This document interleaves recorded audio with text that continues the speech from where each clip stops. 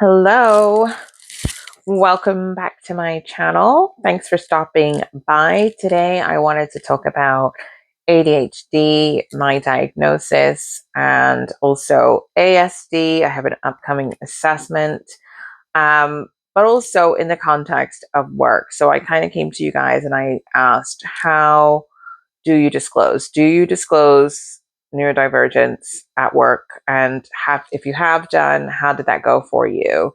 So basically, I kind of ended up disclosing off the cuff, not planned, but it just felt intuitively the right thing to do in that moment, to my mentor, who is our professional lead. It's really interesting. Times are interesting at work in general. There is a lot of neurodivergence at work already. There are other disabilities as well. And then, of course, there are a few of us who are racially minoritized, shall we say. Uh, myself included as the only Black woman, but also only woman of color. Um, yeah. So there's been a lot going on at work. Let's just put it that way. There has been a lot going on, and I can't, of course, go into the full context of that. But all I will say is politics, politics, politics, and also, I guess another thing I would say is it's just people really are lacking in authenticity and genuineness and integrity and honesty. And I only say this because for everything that is going on, the way that people carry on with each other, the way that the group chat is popping off, the way that we're all smiling and kiki and kakaring, I'm just like, what world are we living in? What is going on? I cannot do it. I cannot do it. And it makes me feel very uneasy because you just feel like, who can you trust? Right? If I know that you have an issue with this person and they have an issue with you, and it's gotten to this very serious level, and yet here we are, kikiing and kakaring, going to lunch, enjoying this and enjoying that. My brain, my brain, I just don't understand it. And I just don't know if I am overthinking this. I don't know if this is a Black woman thing. I don't know if this is a neurodivergent thing. I don't know if I am completely just unaware of the social norms in the world, shall we say. But for me, it just comes across as dishonest and untrustworthy. And so I try and navigate because, I've had my own challenges, but I try and navigate in a way that feels at least honest. I try to communicate with people first before I need to take it anywhere further, or before I just, and again, is this about ADHD? Is this about autism? I don't know. But what I will say is I ended up disclosing off the cuff because a conversation around the topic was happening. And this conversation I could feel was going maybe not the way that less inclusive, shall we just say? Less inclusive. The conversation was going into a less inclusive direction. We're discussing reasonable adjustments, that kind of thing, and the impact of that on, the team, the workload, all of those things. We're in the midst of workload planning. And when I say we, I mean the people in charge, I'm going to just say. So, things are up in the air. Of course, awaiting kind of finalization on, are my hours going to be compressed? Are they not going to be compressed? Do I need to try and request to work less, to cut my days down? All of that. It's still ongoing and will remain ongoing until this workload planning is done. But there's also a few spanners that have been thrown in the work, which means that my personal request might not be prioritized due to other reasonable adjustment requests that have been made, and how those need to obviously be taken into consideration because they are health related.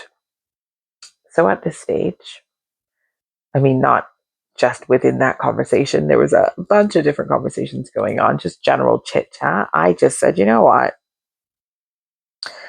Yeah. So, yeah, I've recently gone through that process and I have found that this, and I just know it was a shock. I just know it was a shock.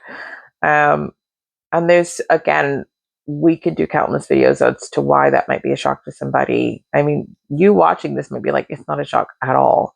You might be able to see it from a mile away. You might spot it, but for whatever reason, I just know it was an unexpected thing. And I'm still processing it myself, and didn't know whether it was something I did want to disclose, because I just,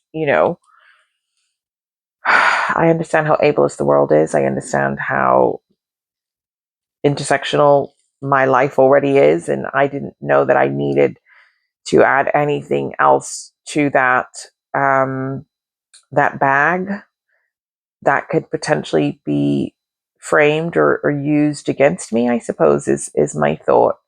Um, but I was also maybe awaiting my ASD assessment as well, and the outcome of that. So yeah, anyway, I just felt like, why am I here being, just getting on with it, doing my best, trying my hardest. It's impacting my personal life, it's impacting my children, it's impacting my husband, it's impacting us as a family. The fact of how much work I have and how overloaded I feel in general, but managing the two things, which was the reason we requested the compression of hours in the first place, was to hopefully think, well, I work till goodness knows what time most evenings when I'm working. Certain periods are definitely busier than others, but I'm doing that anyway. And so my husband's logic was, well, if you're doing that anyway, why don't you just request to have your hours changed?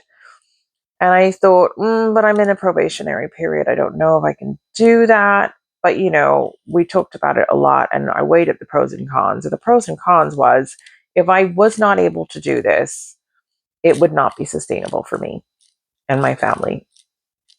Working the 4 days, which essentially feels like 5 days, um, beyond 5 days, because again, it's not just a 9 to 5. I'm working whenever I can get things done. And it was part of what kind of made me want to go forth with, just one part of what made me want to go forth with an assessment. But I also think that that is just the context of academia anyway, and that many people are having very similar challenges. But what I'm saying is, you can sit there and do your best, work your hardest, try to be unproblematic. Meanwhile, the people who do the opposite of that um, are able to gain so much support, so much, I can't remember the last time, one, I spoke to my line manager. I can't remember the last time I spoke to, I just feel like, I kind of just feel like I've just been left out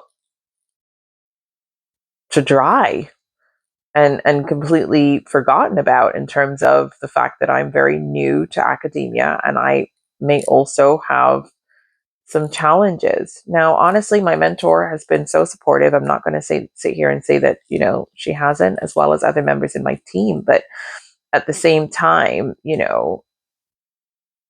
it's very clear, and she's made very clear that, there's an element of a lack of, she's not my manager. So there's only so much that, she can actually do when it comes to certain situations. And I don't know, I've just felt like, okay, so this is going to take precedence over my request, which has been maybe 3 months, 4 months even now, that I've been waiting to hear back on this.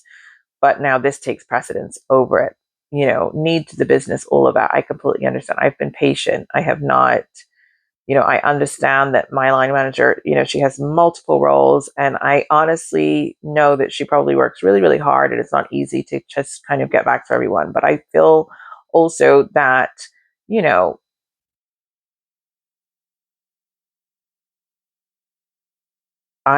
that's not really for me to worry about. I'm just a colleague or an employee, even, who is awaiting some information that is important to me so that I can plan and set my life. But all that being said, I understand, things have been busy and things have been very much up in the air, shall we say. So I understand that. And I was not expecting things to happen right away. I was not expecting it to be an easy process, considering everything, as I say, that's been going on within our team. But I think this idea of other people's adjustments taking precedence over this specific request, which has been in for at least, as I say, 4 months now, I just think that's wrong.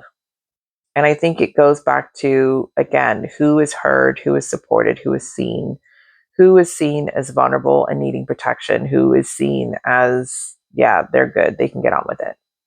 They're strong. They're doing so well. I have small children.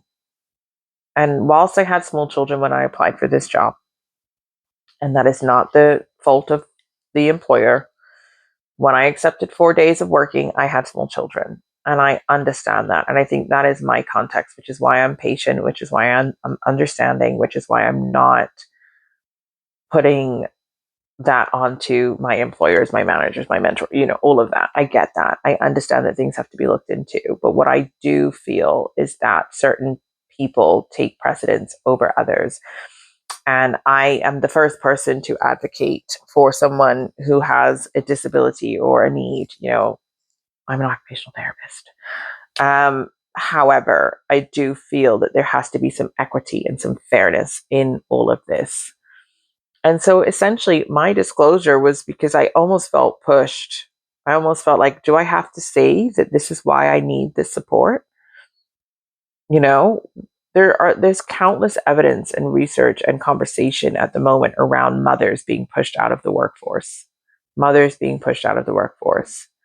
And absolutely, I feel that that is why it's not sustainable, because I cannot be the mother that I want to be to the best of my ability and work in the way that I'm currently working. It's just too much. It's too much. And my babies are so much more important to me than any job, than any title, than anything, that it will only be so long that I can sustain this.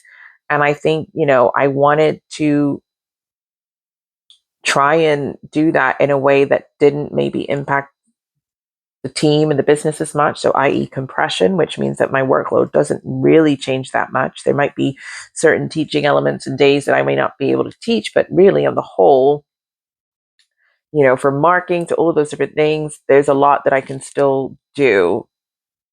And even still, to be honest, that's me thinking from the needs of it. Why? No one else is thinking of the needs of the business. No one else is thinking of the team and how this is going to impact the team. But yet, for whatever reason, and I'm just going to add my intersectional lens, I'm just going to throw race in there because, that's what I do. I'm going to show you the racial context in any conversation I'm having. But you know, it exists. There's a reason why I can't kick up a fuss and request this and request that and feel like I can chase the request that I put in 4 months ago. There's a reason why people haven't contacted me, haven't gotten back to me, haven't bothered to tell me what's going on. There's a reason why I would be expected to kind of have my request that was put in 4 months ago put on a back burner, whereas other people's requests will go ahead. Reasonable adjustments is not just around disabilities. As I say, I'm a mother, I'm a carer, I have responsibilities to my children. My children are under 5. And for me, reasonable adjustment is if I don't need to be on site, why am I here? I was on site yesterday because my module is running.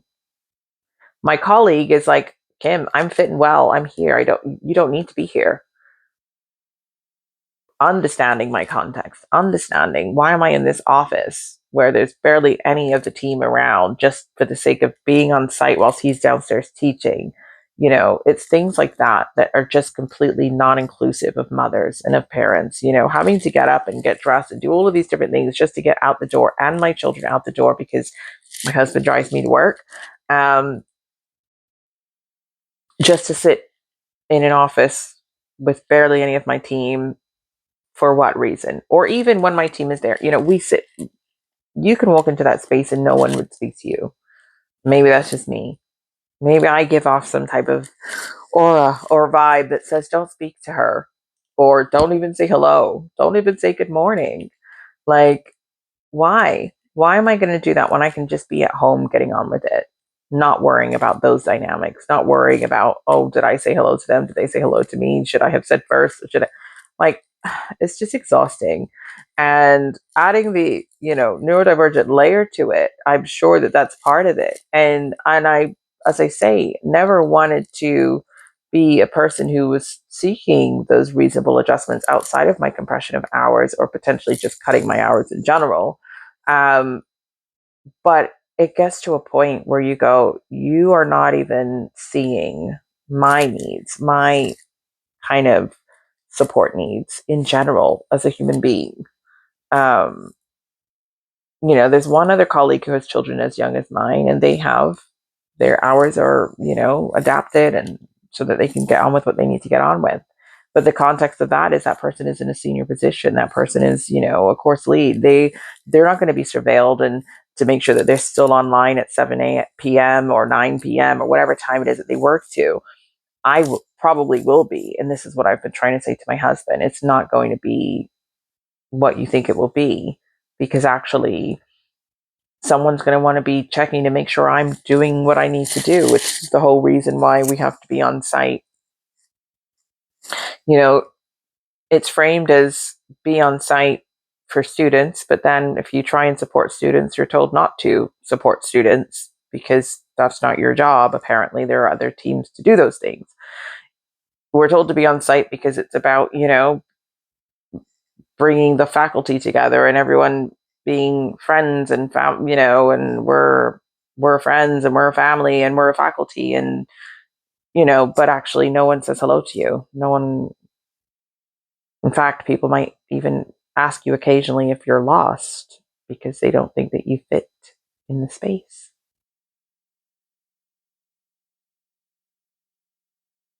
They might ask you if you're there to see somebody when you come in through the door behind them, clearly wearing your staff lanyard, because they assume that you don't belong in the space and you're a student. Now, when that happens once, okay, twice, 3 times, 4 times, 5 times, 6 times, 7 times, I cannot tell you how often that happens to me. But this is a space that I'm supposed to want to be in. This is the extra load that nobody sees, right? That adds to this lack of belonging. That adds to you just wanting to hide away in a room. Now, yes, can I not focus? Do I need the concentration in my own room? Great. But I can focus even better at home and go into my office at home and get on with what I need to get on with and not be interrupted. And not feel anxiety every time I've got to leave my little office. So, yeah. Do I need reasonable adjustments? Possibly, probably.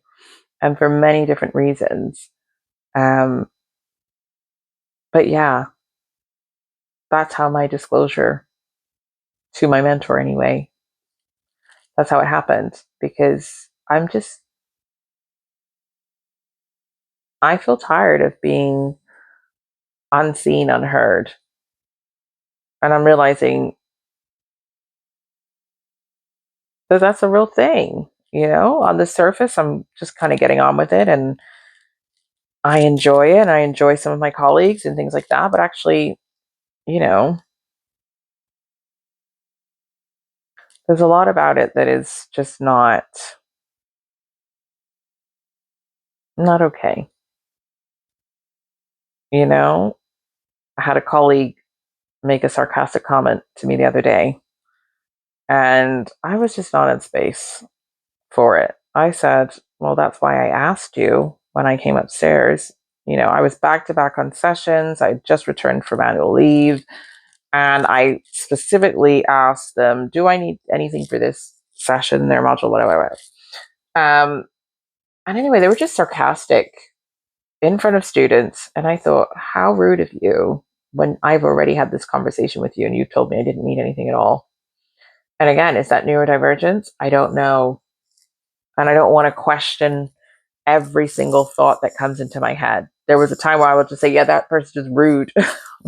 That person's just rude. That person's just racist. That person's just this, and not to say that I am pointing my finger at people like this, but what I'm saying is I would say things and I would believe what I felt. And even saying that statement is not quite true, because the trauma that I experienced as a child meant that I always questioned my reality. I was always told if I was too sensitive. I was always told, oh, you're reading too much into that. Now, everything with my family turned out to be true. And, now looking back at that, and if I were to go into full details, that's clear, clear abuse, clear whatever. However, at the time, it was very much, oh, you're just reading too much into it. Oh, this is this. Lies all the time. And I was just always detective, seeing things. And, that creates a hypervigilant person. But I got to a point where I was like, no, you were so right about so many situations. You need to trust your intuition. You need to trust your instincts. And I think that might be yes, it's trauma for sure, but it's also maybe pattern recognition and seeing things and just going, this happened. And you said that time, and just constant. And that is exhausting, which is also another reason why I like to be on my own when I can be. It's like, the girls were like, oh, do you want to come to lunch? Some of the, more younger academics, some who have had some challenges with at times, whatever. But anyway, the more seniors who I'm generally with and around were doing this workload planning stuff. So it's like, oh, do you want to come? And I was like, yeah, sure. I went. We were in the canteen. It was busy. At least 150 people in there. Students, all of our students, several different cohorts, were sitting on a table. There's about 4 of us. We're having a conversation. It's loud. I'm thinking there's students around. We're talking about, trans people. It was just too much. I was like, why did I come and sit here? You guys are talking about this topic, in my opinion, quite controversially, but I also do not have the brain power or the desire to get into it with you. Everyone, whatever, right? All of these things are going on around me. I'm trying to eat my lunch. I'm very aware I've got a meeting in half an hour. I just was like, this is why I don't come to lunch. This is why I avoid this canteen. This is why I prefer to go and sit outside. This is why a lot of whys. And I just was like, oh my goodness. But I know that without me disclosing, people just think, oh, she's antisocial. Oh, she doesn't want to be around us. Oh, she thinks she's better than us. Oh, she doesn't feel like she belongs because she's the only Black girl, so we've got to make her feel welcome. So let's invite her, and let's keep inviting her, because I don't know. So yeah, I disclosed. Not a formal disclosure by any means, but still a disclosure nonetheless, because I didn't actually want to disclose. And actually, in the context of the conversation we were having, I almost felt like I needed to, because I was like, let me just stop you before you say something that is going to offend me as now one of these people. I was like, let me just stop you, please. Because, I don't want you to say something that then when I do disclose, you're like, oh my God, I said that to Kim, you know? So yeah, it's so funny. It's just still so funny. But yeah, we are navigating it. We are figuring this out day by day, step by step. So if you have any advice at all on how to navigate these kinds of situations or disclosures at work, what happened for you? What reasonable adjustments did you request? Were they granted? Were they not granted? Do you feel like reasonable adjustments should happen, shouldn't happen? Do you feel like we should just stay in our lane and know what we're capable of? Or do you feel like, no, absolutely, social model of disability, the world needs to work for us? It needs to find a way. What do you think? Because right now, I don't know. I've always just gotten on with things. And I know personally that there's been some struggle and challenge with that. But I've done what I need to do. And I've generally done well in work and in my academic, in my studies. I did really well. And that in itself, just basing it off of, people around me, but it seems like that's like, a bit of a contradiction, but I just don't know that it is. I actually think that the way that my brain works is why I did well, why I do well. But in this world where we frame, neurodivergence as a deficit, it's really hard to really just accept and understand and acknowledge that those parts of yourself is actually what makes you such a force to be reckoned with. But yes, you might also be a little bit sensitive. You may not really get sarcasm. You may not want to sit in a canteen full of 100 people. But generally, all the other beautiful, wonderful things about your mind is exactly that. So, yeah, I am definitely more on the side of valuing it and looking at it as a different way of being and a different mind rather than a deficit. But I also know that when we say it's a spectrum, it truly is. I don't think all people with ADHD or autism are the same at all. And in fact, I don't like where disability advocates advocate for people as if they are all the same and just lump everybody into one box and say, yeah, they're all going to need this because they are this. That is, for me, where people who are ableist are able to minimize the impact, because actually, if we're giving adjustments to people who don't actually want nor need those adjustments just because they have a label, well, yes, you can see why people do not take it seriously and do think, oh, everyone just has a label. It's a trend. It's not a trend. People really do need support, but not everybody who has a label needs support in the same way. Everyone is different. And people who don't have a label may need support. And so, you know, I just think that support should be given equitably to anyone who needs it, regardless.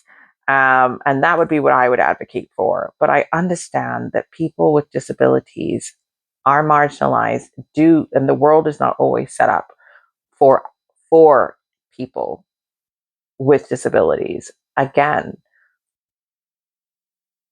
if we frame neurodivergence as a disability, is that correct? Does everyone feel that way? Does everyone see it as a disability? Or do some people not see it as a disability? Some people may want it to be seen that way because it allows them to access the support that they need, but it doesn't mean that I will need the same supports that they need. It's just, I feel like it's wholly individual.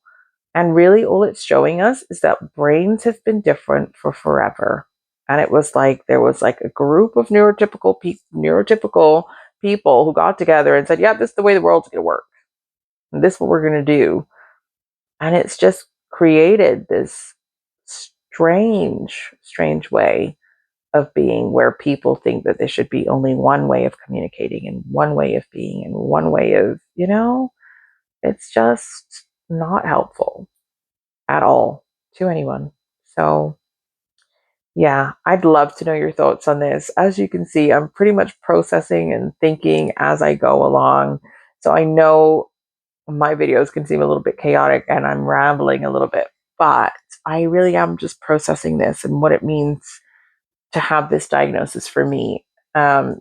Especially as a Black woman, like I am really just trying to understand where I fit with this because I don't feel that I fit with the general neurodivergent conversation that goes on around me from my white colleagues and students and people and friends. Like I just don't know that I have the same experience. And I know, dare I say it, that that is about my intersectional experience as a Black woman, right? Maybe I just don't feel that I'm allowed to ask for help or seek support, or maybe I don't feel that it's going to be given or granted. Maybe I don't feel, and my lived reality is showing that. And again, this is where I say, should I have to have a label to be able to seek the support that I need? Should I have to have a label for you to understand that I'm a mother to two small children and perhaps maybe things feel a little bit imbalanced for me right now? Am I able to advocate for myself within my probationary period? Am I able to make similar mistakes that my colleagues are making? Granted, possibly very much due to some of it due to, you know, neurodivergence, but am I going to be able to do the same things and not be held accountable or not have my probation ended on the spot? If I were receiving complaints and all of these kinds of things, would they just be believed? Would it just be, oh yeah, that must be true. She must be rude. You know what I'm saying? Like,